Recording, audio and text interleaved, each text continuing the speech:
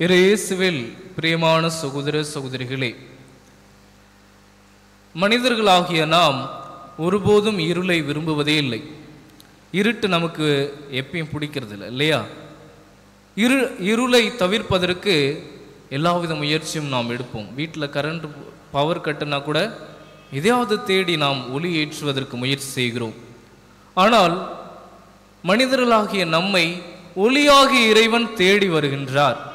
அதைத்தான் இந்த விழாவாக நாம் கொண்டாடுகிறோம். ஒளியாகிய இயேசு கிறிஸ்து மனித குலத்தை, இந்த உலகத்தை தேடி வருகின்றார். அந்த ஒளியாகிய இயேசு கிறிஸ்து இந்த மனித குலத்தை தேடி வந்து என்ன செய்தார் என்று பார்க்கின்ற பொழுது, தன்னையே இந்த மனிதர்களில் ஒருவராக மாற்றிக்கொண்டார். நலிவுற்ற, வீழ்ந்து போன, வலி நிறைந்த சூழலில் வாழ்கின்ற இந்த மனித குலத்தில் தன்னை ஒருவராக மாற்றிக்கொண்டார். பாவம் நிறைந்த இந்த சூழலில் தன்னை ஒருவராக மாற்றிக்கொண்டார். நம்முடைய இயல்பை அவர் அரவணைத்து கொண்டார். நம் கண்ணீரோடு நம்மை அவர் அணைத்து கொண்டார். அப்படி அந்த இயல்பை அவர் ஏற்றுக்கொண்டு என்ன செய்தார்?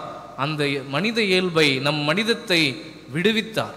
பாவத்திலிருந்து, சாவைக்குரிய பயத்திலிருந்து விடுதலை செய்தார். கடவுளின் பிள்ளைகளாகும் பேற்றினை நமக்கு கொடுத்தார். இன்று நாம் அனைவரும் விண்ணகத்தில் இருக்கிற எங்கள் தந்தை என்று மகிழ்ச்சியோடு இறைவனை நோக்கி ஜெபிக்கிறோம். அந்த மகிழ்ச்சியை, அந்த பேற்றினை இயேசு கிறிஸ்து நமக்கு பெற்றுக் கொடுத்தார். அந்த ஒளி நமக்கு செய்த மாபெரும் நன்மை, வரம், அதுதான் அன்புக்குரியவர்களே. எனவே இருள் என்பது என்ன அப்படி என்று பார்க்கின்ற பொழுது, இருள் என்பது அன்பில்லாமல் வாழ்வுதான் இருள். அன்பு இல்லாத சூழ்நிலையில் மனிதன் வாழ்வது மிக கடினம்.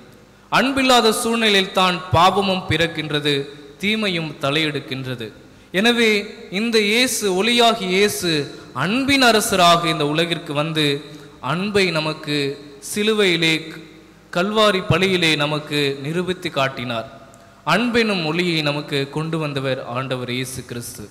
எனவே அந்த ஒளியை நாம் வரவேற்க வேண்டுமெனில் என்ன செய்ய வேண்டும்? அந்த அன்பு நம்மில் இருக்கிறதா என்று நாம் பார்க்க வேண்டும். அன்புக்குரியவர்களே, இந்த இயேசு கிறிஸ்து நமக்காக என்ன செய்கிறார் என்று பார்க்கின்ற பொழுது, இந்த நற்செய்தியிலே நாம் வாசிக்கிறது போல, ஒரு சாதாரண யூத குழந்தை எந்த மாதிரி சடங்குக்கெல்லாம் உட்படுமோ அதே போல ஆண்டவர் இயேசு கிறிஸ்து விருத்த சேதனம், தூய்மை சடங்கு என்னும் சாதாரண மனிதர்கள் மேற்கொள்ளக்கூடிய சடங்குகளுக்கெல்லாம் உட்படுகிறார். தன்னையே மனித சூழ்நிலைக்கு உட்படுத்திக் கொள்கிறார்.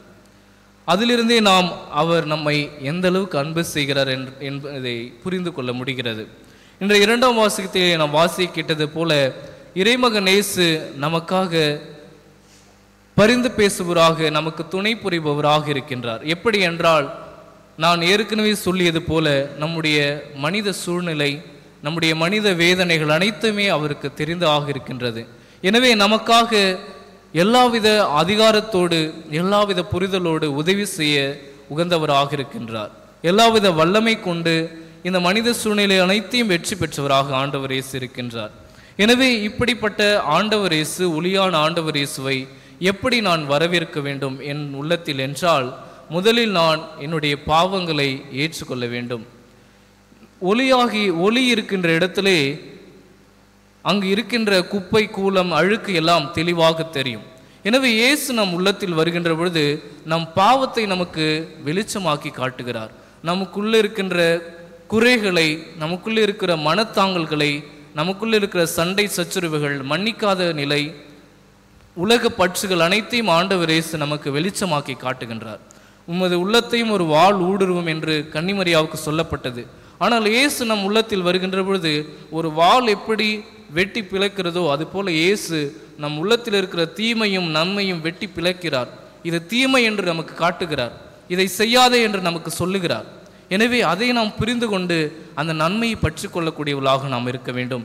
இயேசுவை நம் உள்ளத்தில் ஏற்கின்ற பொழுது இயேசு காட்டுகின்ற வழியில் நாம் வாழ்கின்றவர்களாக இருக்க வேண்டும். அன்புக்குரியவர்களே, அப்படிப்பட்டவர்களாக இருக்கின்ற பொழுது நாம் ஒளியின் மக்களாக இருக்க முடியும், கடவுளின் மக்களாக இருக்க முடியும். இதற்கெல்லாம் என்ன அறிகுறி? நாம் ஒளியின் மக்களாக இருக்கிறோம் என்பதற்கு என்ன அறிகுறி? நாம் மன்னிக்கின்றவர்களாக இருக்க வேண்டும், அன்புக்குரியவர்களாக இருக்க வேண்டும். யோவான் எழுதிய முதல் திருமுகத்திலே 1வது அதிகாரம் 7வது வசனத்திலே வாசிக்கிறோம், அவர் ஒளியாக இருக்கிறார், அதுபோல நாம் இருக்க வேணும். அந்த ஒளியில் நாம் நடப்போம். ஆனால் நாம் என்ன செய்ய வேண்டும்? நட்புறவு கொண்டவளாக, அன்புறவு கொண்டவளாக வாழ வேண்டும். நம்மிடையே இருக்கின்ற எல்லா சண்டை சச்சரவுகளையும் சரி செய்து கொண்டு அன்புள்ளவளாக இருக்க வேண்டும். மேலும் யோவான் நற்செய்தியிலே இயேசு என்ன சொல்லுகிறார்? நீங்கள் ஒருவர் அன்பு செய்து வாழ்கின்ற பொழுதுதான் உங்களை என் சீடர்கள் என்று உலகம் அறிந்து கொள்ளும் என்று சொல்கிறார்.